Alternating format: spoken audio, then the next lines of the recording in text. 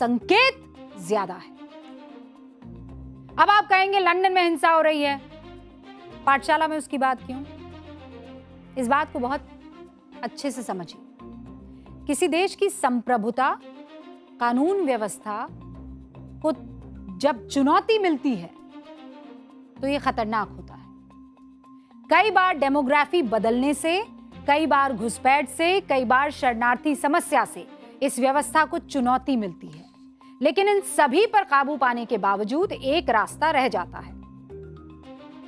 उस रास्ते को आप जानते हैं क्या कहते हैं? साइबर घुसपैठ।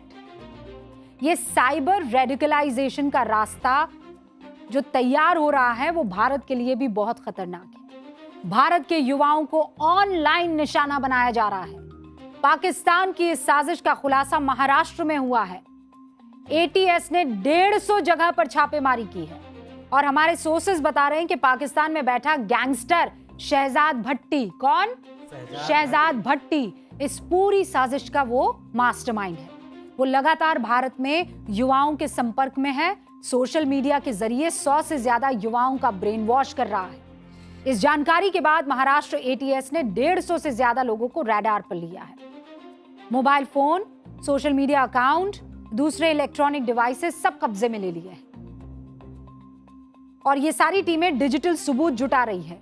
ऑनलाइन बातचीत क्या हुई है, क्या कोड में हुई है, उसे डिकोड किया जा रहा है। यानी आज सुबह महाराष्ट्र में दरवाजे सिर्फ घरों के नहीं खुले, मोबाइल, सोशल मीडिया और डिजिटल दुनिया की परतें भी खुलने लगी। एक साथ 150 से ज्यादा जगहों पर एटीएस ने दस्तक दी। सबूतों से खुलासा हुआ है कि यह नेटवर्क स्टेप बाय स्टेप अपना काम करता है, बहुत चालाकी से। जानना चाहेंगे कैसे काम करता है? पहले ये क्या करता है? युवाओं से दोस्ती करता है, अलग अलग लिंक से उसे फिर जोड़ता है, उसकी सोच, आर्थिक स्थिति, डेली रूटीन को परखता है। सुरक्षा एजेंसियों को शक है कि फ्यूचर में ऐसे युवाओं का इस्तेमाल फिर क्राइम, फंडिंग या देश विरोधी कामों के लिए किया जाता है। तो हमें भी सावधान रहना है, क्योंकि साइबर जब क्राइम आप करते हैं ना, तो उसके लिए आपको सीमाएं नहीं लांघनी होती। उसके लिए कीबोर्ड पर सिर्फ बटन दबाने होते हैं और आप घरों में एंटर कर जाते हैं। ये सबसे बड़ा खतरा है। आपके आसपास ऐसा कुछ होता है तो सावधान रहिए।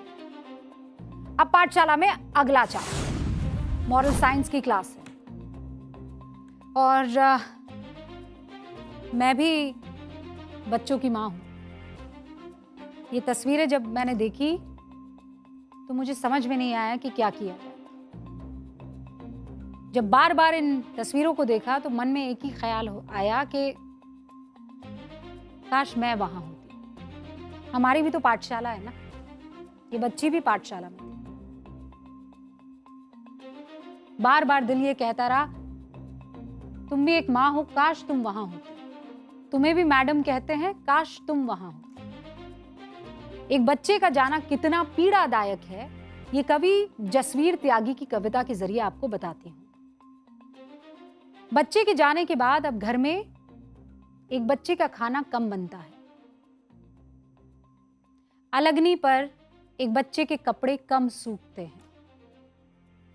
स्कूल की वैन और क्लास में एक बच्चा कम होता है। बच्चों के खेल में एक खिलाड़ी की जगह खाली रहती है। घर के पालतू जानवर को एक बच्चे का प्यार कम मिलता है। तीज त्योहार पर एक बच्चे की खरीदारी कम होती है। एक बच्चे के हिस्से की धरती, आसमान, पेड़, फूल, हंसी, खुशी, शब्द, चुप्पी, प्यार, तकरार कम होते हैं। सारी कम चीजों के बाद एक बच्ची की याद अधिक आती है। एक बच्चे का इंतजार ज्यादा होता है। इन तीन परिवारों को भी उसी एक बच्चे का सबसे ज्यादा इंतजार है, सबसे ज्यादा याद आ रही है। जयपुर की 9 साल की अमायरा, बेंगलुरु की 8वीं में पढ़ने वाली मधुश्री और बेंगलुरु का ही 12 साल का गुरुकिरण। ये तीनों बच्चे अब इस दुनिया में नहीं हैं और इनकी मौत का कारण उसी सिस्टम, उसी स्कूल और उन्हीं टीचर्स को बताया जा रहा है जिनके हवाले आपने अपने बच्चों को छोड़ा है, ये सोचकर कि जब वो स्कूल में अपने टीचर के साथ होंगे तो सुरक्षित होंगे, वो बेखौफ होंगे, वो बिना हिचके अपनी बात रख पाएंगे, वो सीखेंगे और संभलेंगे। लेकिन शिक्षा के इसी सिस्टम से आज इन 3 परिवारों को ऐसी चोट मिली है जो जीवन में कभी नहीं भर पाएगी। कबीर दास का ये दोहा हमने हर टीचर डे पर गाया है, आपने भी गाया होगा। गुरु गोविंद दो खड़े काके लागू पाए, बलिहारी गुरु आपने गोविंद दियो बताए। गुरु का स्थान ईश्वर से भी ऊपर बताया गया है और मैं भी ये बात मानती हूं। इस देश में जो 1 करोड़ से ज्यादा स्कूल के टीचर्स हैं, वो बहुत ही मेहनत, बहुत ही ईमानदारी से हमारे बच्चों और इस देश के भविष्य को तराशते हैं। आज भी किसी टीचर के आगे जब हम अपनी बात रखते हैं तो सर झुका देते हैं, क्योंकि उनका कद हम बहुत ऊंचा मानते हैं। लेकिन इन सब के बावजूद जब ऐसे मामले आते हैं तो दिल को चीर कर रख देते हैं।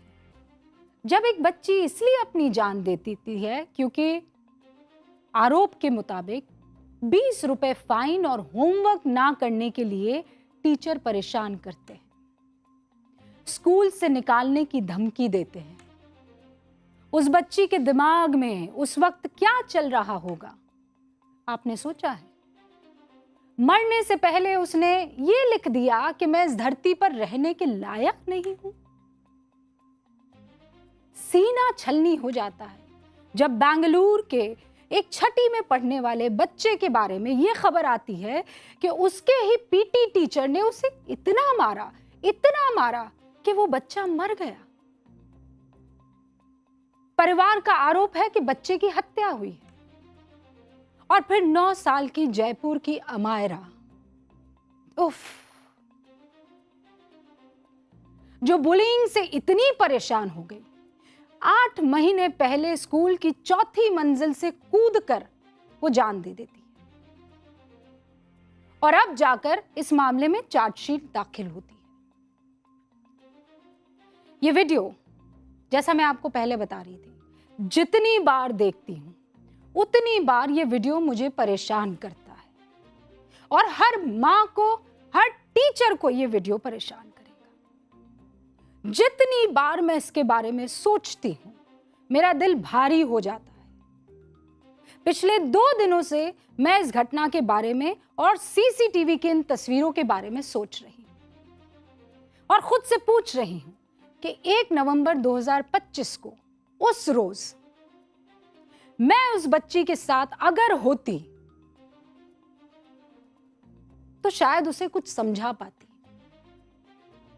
काश अमायरा, काश उस दिन मैं वहां होती तुम्हारे साथ, काश उस दिन तुम्हारी उस टीचर की जगह मैं होती, काश जब वो बच्चे तुम्हें डिजिटल स्लेट पर कुछ लिखकर चिढ़ा रहे थे तो एक टीचर होने के नाते मैंने ध्यान दे दिया होता, देखा होता कि क्लास में बच्चे क्या कर रहे हैं। बच्चों के परेशान करने पर जब तुम परेशान हुई, असहज हुई, तो काश मैंने तुम्हारी ओर एक बार देख लिया होता। काश तुम्हारी उस डरी हुई आंख, चिंतित मन, घबराई हुई उस मासूम सी बच्ची को मैंने अपनी आंखों से देख लिया होता कि तुम्हारे मन में क्या चल रहा है। काश उस दिन तुम्हें पढ़ाने की जगह मैंने पढ़ लिया होता। पूरे 1 घंटे तुम इसी तरह परेशान होती रही अमायरा, जूझती रही, चिढ़ती रही, लड़ती रही, लेकिन किसी ने तुम पर ध्यान नहीं दिया। तुम खुद अपनी टीचर के पास गई, पूरी बात बताई, बार बार गई, बार बार बताई, लेकिन टीचर ने कुछ नहीं सुना। हम यही तो चाहते हैं, यही तो चाहते हैं ना कि हमारे बच्चे जब किसी परेशानी में हो तो वो हेल्प मांगे, मदद मांगे। पर सॉरी अमायरा, ऐसा हो नहीं पाया। तुम्हारे साथ उस दिन हम सबको खड़ा होना चाहिए था। एक मां के लिए उसका हर बच्चा बराबर होता है, और टीचर तो मां ही होती है ना। क्लास में मां की भूमिका में ही तो थी ना टीचर अमायरा। उसका साथ तुम्हें मिलना चाहिए था। जब तुम क्लास से बाहर निकलने के लिए मुड़ गई, काश उसी वक्त मैं वहां होती और तुम्हें रोक लेती, उस क्लास से एक कदम भी आगे बढ़ने ना दिया होता, तुम्हारा हाथ पकड़ लिया होता, तुम्हें ना जाने दिया होता। काश उस चौथी मंजिल की आखिरी सीढ़ी पर ही मैं दीवार बनकर खड़ी हो जाती। काश जब उस छलांग के लिए तुम कदम बढ़ा रही थी, मैं पीछे से आकर तुम्हारा हाथ थाम लेती।